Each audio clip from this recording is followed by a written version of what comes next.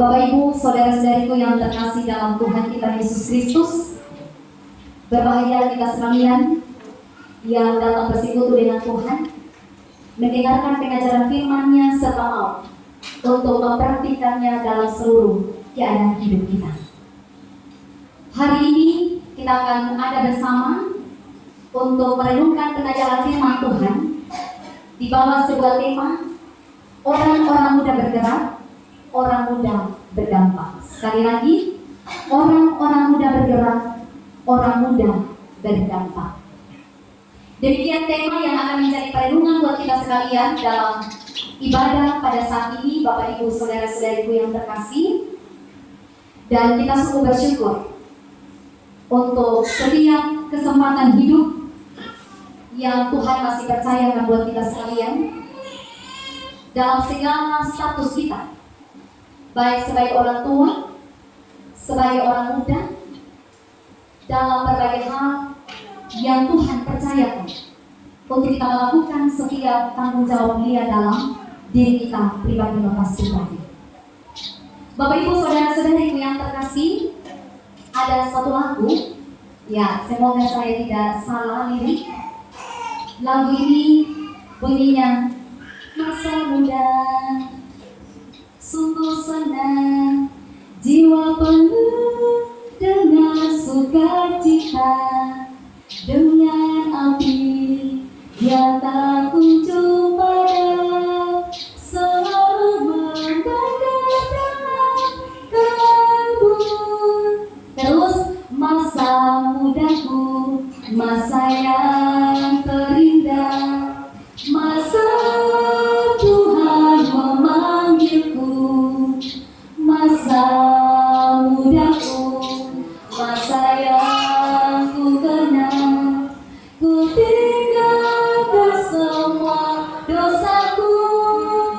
Ya, dari lagu ini Bapak Ibu saudara-saudariku yang terkasih, masa muda adalah masa yang terindah. Masa muda adalah masa yang akan terus dikenang. Kalau kita sudah jadi manoida, kalau sudah jadi apu-apu, kalau kita sudah jadi tuyul. Bapak Ibu saudara-saudariku yang terkasih dalam Tuhan kita Yesus Kristus, kenapa masa muda menjadi masa yang terindah? Kenapa masa muda menjadi masa yang akan sangat dikenang? Kenapa? Karena di masa muda itu Bapak Ibu saudara-saudariku yang terkasih, seseorang ketika dia akan beranjak dewasa, dia akan ada dalam titik-titik kehidupan untuk mencari jati dirinya. Kemudian di masa mudanya, ia akan ada dalam titik-titik untuk mengekspresikan dirinya dengan segenap potensi yang ada. Ya, dalam segala kekuatannya, ketika masih muda kita sering dibilang, woi, orang muda itu orang-orang yang kuat. Orang muda itu orang-orang yang hebat. Selain secara fisik yang kuat, badan yang kekar, orang muda juga dikenal dengan orang-orang yang punya ide-ide cemerlang. Orang muda juga dikenal sebagai orang-orang yang kreatif di masa muda. Karena itu Bapak Ibu saudara-saudariku yang dikasihi oleh Tuhan kita Yesus Kristus, sekali lagi, masa muda masa yang terindah, masa muda masa yang akan terus dikenang. Karena itu, ketika seseorang dia masih punya pribadi yang normal, ketika dia masih waras-waras saja Bapak Ibu saudara-saudariku yang terkasih, maka seseorang dia tidak akan pernah mau untuk sia-siakan masa muda itu. Sekali lagi, ketika seseorang dia masih normal, ketika seseorang dia masih waras, dia tidak akan pernah menyia-nyiakan kesempatan masa muda itu.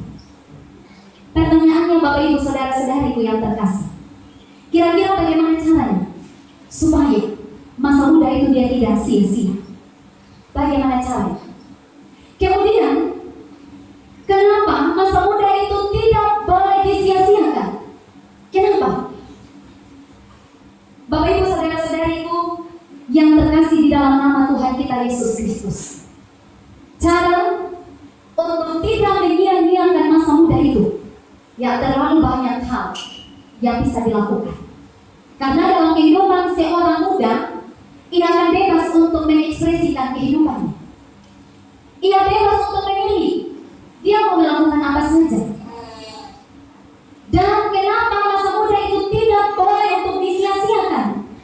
Karena Bapak Ibu Saudara-saudariku yang terkasih dalam Tuhan kita Yesus Kristus, kenapa masa muda itu tidak pernah disia-siakan? Supaya jangan pernah sia-sia juga untuk menikmati masa yang indah itu. Bapak Ibu Saudara-saudariku yang dikasihi oleh Tuhan kita Yesus Kristus, kehidupan masa muda sangat rentan sekali untuk seseorang ketika ia ada dalam masa muda itu. Sangat mudah sekali, sangat gampang sekali untuk ia jatuh dalam dosa. Sekali lagi, dalam kehidupan masa muda seseorang sangat mudah sekali untuk jatuh di dalam dosa. Dalam masa muda itu, Bapak Ibu Saudara-saudariku yang terkasih, seseorang akan diperhadapkan dengan berbagai macam pilihan. Seseorang akan diperhadapkan dengan berbagai macam tawaran-tawaran yang menggiurkan. Sehingga di dalam diri seorang muda, Bapak Ibu Saudara-saudariku yang terkasih, ada banyak hal. Akan menciptakan banyak hal, yaitu keinginan di dalam hatinya untuk meraih sesuatu, untuk menikmati sesuatu dengan cara-cara yang sudah tidak sesuai dengan kehendak Tuhan. Dan pada akhirnya Bapak Ibu Saudara-saudariku yang terkasih, sebenarnya masa muda itu adalah masa yang menyenangkan.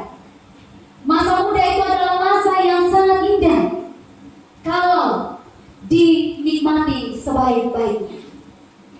Tetapi yang terjadi, Bapak Ibu Saudara-saudariku yang terkasih, akibat dari berbagai pilihan-pilihan hidup yang tidak sesuai dengan kehendak Tuhan, akibat dari berbagai macam tawaran-tawaran kehidupan, akhirnya yang awalnya kehidupan seorang muda itu adalah sebuah kehidupan yang bersih, kehidupan yang baik, kehidupan yang benar, akhirnya juga menjadi sebuah kehidupan yang penuh dengan noda dan celah.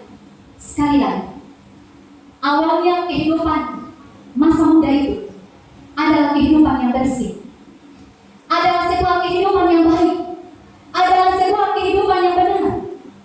Tetapi akibat dari dosa itu, Bapak Ibu Saudara-saudariku yang terkasih, kehidupan yang bersih tadi menjadi sebuah kehidupan yang bercelah, menjadi sebuah kehidupan yang penuh dengan noda. Dan pada akhirnya sia-sialah kehidupan masa muda itu. Jadi mau dikatakan Bapak Ibu Saudara-saudariku yang terkasih, percuma diberikan kesempatan untuk menikmati masa muda itu. Sia-sia Tuhan memberikan satu kesempatan untuk menikmati kehidupan masa muda itu. Karena apa? Tidak dimanfaatkan, tidak dinikmati secara baik. Karena itu Bapak Ibu Saudara-saudariku yang dikasihi oleh Tuhan kita Yesus Kristus, bagi pemazmur, menurut dengan teks bacaan kita pada hari ini, firman Tuhan, ya, firman Tuhan harus dijadikan sebagai pedoman. Firman Tuhan harus dijadikan sebagai petunjuk. Dijadikan pedoman sebagai petunjuk untuk apa coba? Firman Tuhan dijadikan sebagai pedoman, sebagai petunjuk untuk apa? Untuk menjaga kehidupan masa muda itu, untuk menjaga kelakuan setiap orang-orang muda itu supaya tetap bersih, supaya hidup sebagai orang yang ada dalam kebenaran Tuhan. Supaya apa? Supaya jalan yang ditempuh oleh setiap orang-orang muda, Bapak Ibu Saudara-saudariku yang terkasih, sesuai dengan apa yang menjadi kehendak Tuhan. Supaya apa? Supaya jangan sia-sia, supaya kehidupan masa muda itu tidak celaka, supaya kehidupan masa muda itu tidak membinasakan kehidupan seorang anak muda. Karena itu Bapak Ibu Saudara-saudariku yang dikasihi oleh Tuhan kita Yesus Kristus, lebih daripada itu, firman Tuhan, ya, firman Tuhan yang diresapi, firman Tuhan yang disimpan rapi dalam hati oleh seseorang, secara khususnya seorang anak muda, Bapak Ibu Saudara-saudariku yang terkasih. Ya, firman Tuhan itu Firman Tuhan itu akan menopang seorang anak muda untuk apa? Untuk menjaga kehidupannya, untuk menjaga kelakuannya, untuk mengontrol segala pikirannya, mengontrol segala perkataannya, mengontrol segala tindakannya. Supaya apa? Supaya kehidupannya jauh daripada dosa. Supaya apa? Supaya seorang muda ia tetap hidup sesuai dengan kehendak Tuhan. Karena apa, Bapak Ibu saudara-saudariku yang terkasih? Kalau kita baca perikop bacaan kita ini berbicara tentang bahagianya orang yang hidup menurut Taurat Tuhan. Kita bisa katakan bahwa kebahagiaan itu, kesuksesan itu hanya bisa dinikmati oleh setiap orang. Kebahagiaan itu hanya menjadi milik bagi mereka yang hidup seturut dengan apa yang menjadi kehendak Tuhan. Bapak Ibu saudara-saudariku yang diberkati oleh Tuhan kita Yesus Kristus. Kalau kita baca ayat-ayat selanjutnya dalam teks bacaan kita pada saat ini, di situ kita bisa temukan bagaimana seorang pemazmur yang penuh dengan kerendahan hati, ia membuka hatinya, pikirannya, seluruh kehidupannya untuk apa? Untuk terus diajar melalui firman Tuhan. Diajar melalui firman Tuhan secara terus-menerus untuk apa? Supaya apa? Supaya apa yang keluar dari bibir dan mulutnya, apa yang dia ekspresikan dalam tindakannya, perilakunya, itu juga dapat menjadi sebuah kesaksian yang hidup. Tidak hanya untuk dirinya sendiri saja, tetapi juga menjadi motivasi, menjadi dorongan bagi setiap orang-orang yang percaya kepada Tuhan.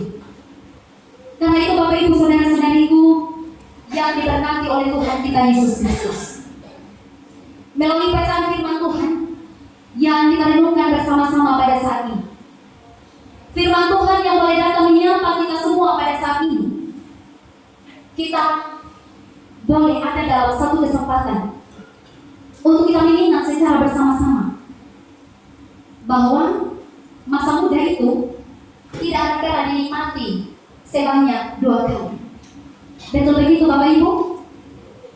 Atau adakah kita sini yang sudah jadi orang tua mempunyai lagi kesempatan untuk menikmati masa muda? Ada? Tidak ada ya?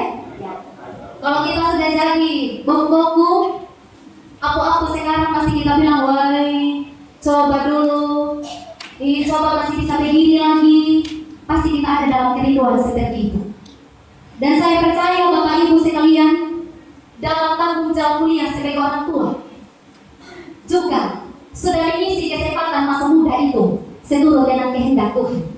Ya, kami sebagai pelayan tidak bisa bilang, oleh mama ini masa mudanya dulu, aku ragu, tidak bisa. Kami sebagai pelayan tidak bisa bilang, oleh si A, si B masa mudanya dulu, luar biasa. Tidak ada yang bisa bilang begitu. Tetapi hanya kita, diri kita yang tahu.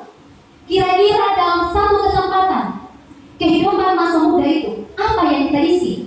Hanya diri kita sendiri yang tahu. Nah, karena itu firman Tuhan hari ini, Bapak Ibu saudara-saudariku yang terkasih dalam Tuhan kita Yesus Kristus, yang ini ditujukan kepada setiap orang-orang muda Kristen masa kini. Ya, sekali lagi ditujukan kepada setiap orang-orang muda Kristen masa kini. Ingat, masa muda tidak akan pernah dinikmati 2 kali, hanya 1 kali saja. Kemudian kita perlu ingat juga sebagai rekan-rekan muda-mudi Kristen bahwa dalam diri kita sebagai orang muda Kristen ada banyak potensi yang luar biasa yang Tuhan taruh. Banyak potensi, banyak talenta yang Tuhan taruh. Tetapi kadang Bapak Ibu saudara-saudariku yang terkasih, entah kita sadar atau tidak sadar, banyak orang muda Kristen sekarang yang tidak tahu potensi apa yang ada di dalam diri. Banyak orang muda Kristen sekarang yang tidak sadar bahwa ternyata banyak talenta yang Tuhan percayakan. Akhirnya kalau sudah tidak tahu, tidak sadar itu, menutupi diri untuk bergerak, menutupi diri untuk menciptakan sebuah kehidupan masa muda yang akan memberikan dampak positif bagi dirinya dan juga orang-orang yang ada di sekitar. terkasih di dalam nama Tuhan kita Yesus Kristus. Ya, secara khusus saya secara pribadi ketika datang berjumpa dalam satu kesempatan yang Tuhan percayakan melalui Badan Pelaksana Majelis Sinode pada hari ini. Ya, saya cukup bangga dengan perjalanan pelayanan keluarga besar Jemaat Marbahara. Dan dengan firman Tuhan yang datang menyapa kita semua, tema kita orang-orang muda bergerak, orang muda berdampak. Ya, setidaknya firman Tuhan ini juga sedang dihidupi oleh orang-orang muda di Jemaat Marbahara di tempat ini. Sekilas Bapak Ibu saudara-saudariku yang terkasih, kalau lihat postingan dari Bapak Pendeta Marbahara, ya kadang lihat pelayanan sedang berjalan bersama dengan muda-mudi melakukan pelayanan, yaitu juga menjadi suatu kebanggaan bagi kami. Karena apa Bapak Ibu saudara-saudari? Banyak sekarang orang muda, ketika dia masih muda, masih punya kekuatan yang luar biasa, punya banyak hal yang dia harus tampilkan, yang harus diekspresikan, tetapi dia tidak mengisi kesempatan itu. Dia tidak fungsikan setiap potensi-potensi yang ada di dalam diri. Dan Bapak Ibu saudara-saudari yang terkasih, yang mungkin kalimat ini ada kalimat yang bunyinya, pemuda itu adalah tulang punggung. Tulang punggungnya siapa kakak? Ya, pemuda adalah tulang punggung gereja. Ya, kalau sudah dicap sebagai tulang punggung, berarti dalam diri seorang muda itu ada kekuatan. Di dalam diri seorang anak muda itu ada harapan. Kekuatan dan harapan itu Bapak Ibu saudara-saudari yang terkasih, kalau didiamkan, kalau hanya berlimpah tangan saja, pasrah sempurna saja, apakah kekuatan dan harapan itu bisa menjadi penopang bagi gereja? Tidak. Apakah kekuatan dan harapan itu bisa menjadi penopang bagi keluarga? Tidak. Apakah kekuatan dan harapan itu bisa menjadi penopang bagi bangsa dan negara ini? Tidak. Tidak akan. Kalau kekuatan yang ada di dalam diri seorang muda, kalau harapan yang ada di dalam diri seorang muda itu Bapak Ibu saudara-saudari yang terkasih, tidak dikelola dengan baik, tidak dimanfaatkan dengan baik, maka sia-sia sudah. Percuma sudah kekuatan dan harapan yang ada itu. Karena itu Bapak Ibu saudara-saudariku yang dikasihi oleh Tuhan kita Yesus Kristus, dengan firman Tuhan yang datang menyapa kita semua pada hari ini, ada beberapa poin yang mau untuk kita renungkan bersama-sama dalam ibadah kita pada hari ini. Yang pertama, bagi rekan-rekan muda-mudi, yang pertama, jangan menciptakan kehadiran kita sebagai seorang muda yang hanya menjadi penonton saja. Artinya, kita jangan hanya lipat tangan terus menonton, terus kita hanya jadi penonton, kita yang banyak kritik, banyak mengomel, banyak omong, padahal kita tidak menjadi seorang pemain. Kita tidak menjadi seorang pemeran.